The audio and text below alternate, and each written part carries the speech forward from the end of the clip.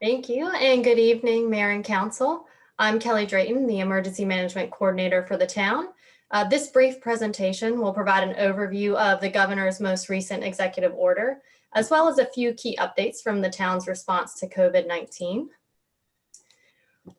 Just earlier today, Governor Roy Cooper and his coronavirus task force announced that the state will move into phase 3 of the COVID-19 reopening plan with the execution of Executive Order 169.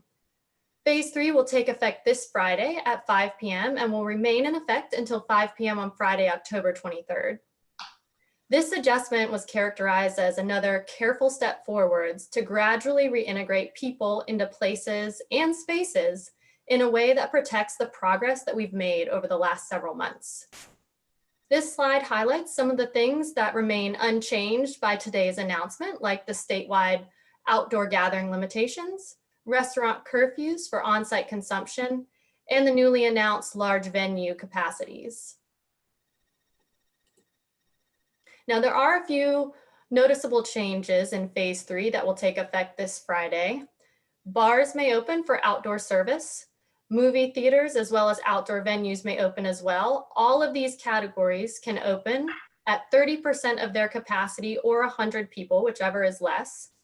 And as the mayor mentioned, Orange County leaders met this afternoon to discuss how our local order would be amended in light of the governor's announcement, and we'll be aligning with that state order.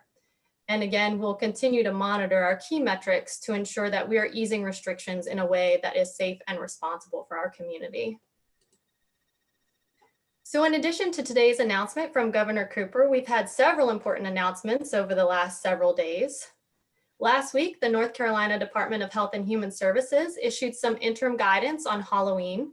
This guidance outlines some of the most common behaviors for this holiday and assigns each behavior a rating of high risk, moderate risk, or low risk. The Orange County Health Department is working on local guidance that mirrors these items, and you'll see that communication coming from the health department later this week. Also last week, Governor Cooper announced that beginning October 2nd, large stadiums will be allowed to fill 7% of their seats with fans.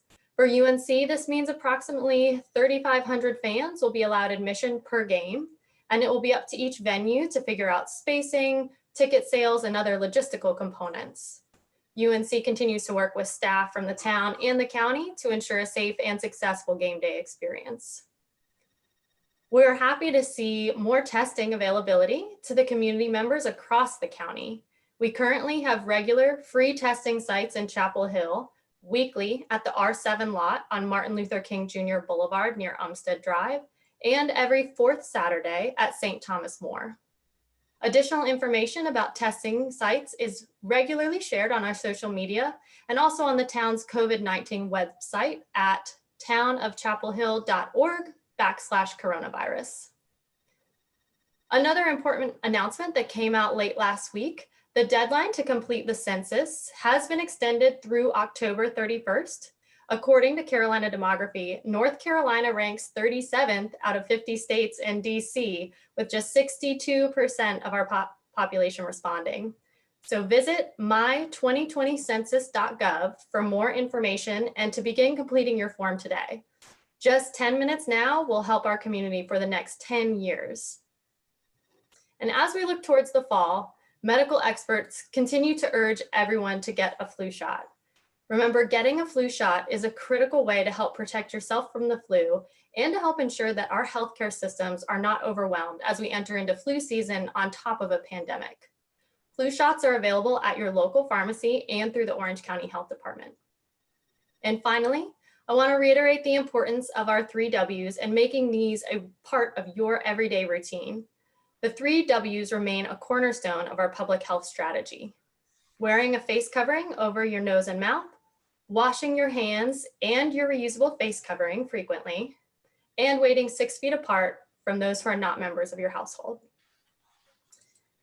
Thank you very much, and I'd be happy to take any questions. Thank you. Are there any questions from council? Ms. Ryan? So we had kept the 10 indoors and 25 outdoors gathering size. Are we going to the state gathering size now? We are going to the state gathering size. If we see any negative metrics, we will pull that right back. Thank you. Ms. Gu? What that negative metrics will be? Do we have a like ramp down options, or have we considered if some statistic was, especially now the temperature is falling and people are spending more times indoor, which has been associated with higher risk of the virus spreading. So if that happens, is there ongoing monitoring or other things that we have planned for? If that happens, what we're going to do? So the orange leaders talked about that if we go back above the 5%, or that we have increase in hospitalizations, we get those weekly reports, as you know, that we would meet and discuss changing our standards. Ms. Anderson? So I think that was my question too, is the metrics, and just given that we're going into flu season. So are you saying that any rise above 5% positivity rate, or just some number above 5% that's yet to be determined? We're working with the health director, and I'm not sure what number that would be. It would have to be in correlation with her recommendations. I don't know. I mean, we really have worked hard to get below 5%, and we've stayed there for almost a month now, which has been really helpful. Which has been wonderful. Yeah, I wish we could. I know. There. I know. Ms. Stegman? I was just wondering, it seems like reopening gyms has been one of the first kind of going back into being pretty close quarters. Has it been long enough that they've been reopened that we've seen whether there's been any outbreaks or any cases associated with gyms reopening? I don't know that we have that exact metric, do we, Ms. Drayton? Is there any way to tell that? So we don't currently have any clusters or outbreaks associated with gyms. We don't have the exact specifics of whether or not there's been any transmission within that type of facility, but we can follow up from the health department and request that information. Thank you. Ms. Gu?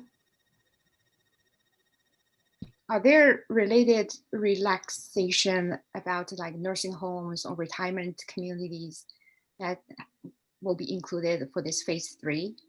So those were already announced by the governor last phase, that he allowed visitors to the nursing homes and care facilities. They had to go through strict guidelines, and there's also strict guidelines that employees there have to be tested every 2 weeks. Plus go through all the things they have, like temperature screening and all those kinds of things. We haven't seen a rise since that was implemented either, directly associated, as Ms. Drayton said, we haven't seen any clusters with that either. Okay, so there's no change for that high risk population. Not at this, and not from what he did last time, no.